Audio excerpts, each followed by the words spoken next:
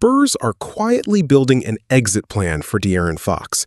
According to a new report from The Athletic's Jared Weiss, San Antonio's plan for its $229 million point guard is not to build the next 5 years around him.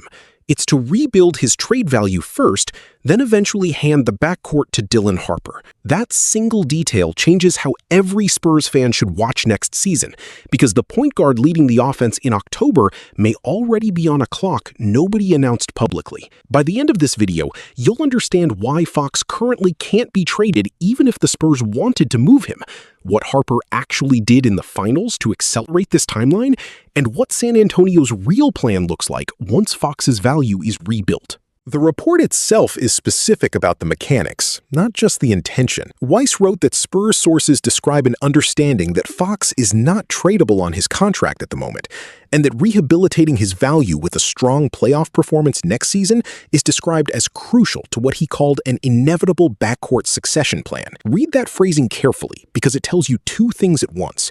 San Antonio isn't debating whether Harper eventually takes over the backcourt. That part is treated as settled. What's still undecided is the timeline, and Fox's own play next spring is what determines how fast it moves. That is a very different situation than a rebuilding team shopping a disgruntled veteran. This is a contender managing an asset it still needs for one more real run. Fox himself has not sounded like a player who thinks his time in San Antonio is limited. Speaking after Game 5 of the finals, he talked about the season as a foundation rather than an ending. Continue to work together. Continue to get better. Obviously as individuals and as a team, Fox said. Our first time really going through something like this. It's definitely something to build off of. Obviously, champions are made before you win a championship. Nothing in that answer sounds like a player bracing for a succession plan built around replacing him.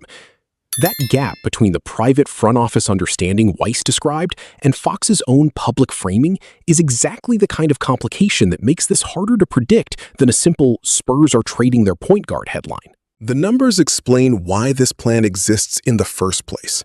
Across the 5-game finals loss to the Knicks, Fox averaged 12.8 points, 6.0 assists, and 3.8 rebounds per game, a clear step down from the player San Antonio built its offense around all season.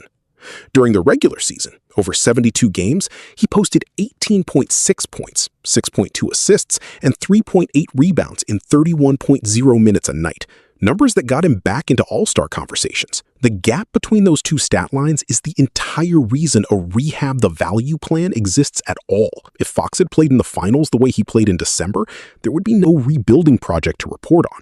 Instead, San Antonio's biggest stage exposed the exact question the front office now has to answer. Meanwhile, the player waiting behind him did the opposite. Dylan Harper, San Antonio's rookie guard coming off the bench, averaged 18.0 points, 6.4 rebounds, and 3.0 assists while shooting 49.3% from the field across those same 5 finals games. That is not a promising young reserve flashing potential in garbage time. That is a first-year player outproducing the team's $229 million starter on the exact stage where it mattered most. Comparisons like that do not go unnoticed inside an organization, and they rarely stay private for long. Whether San Antonio intended it or not, Harper's performance is the strongest argument for exactly the plan Weiss just reported. The contract itself adds another layer of complication. Fox is locked into a 4-year, $229 million maximum extension with San Antonio.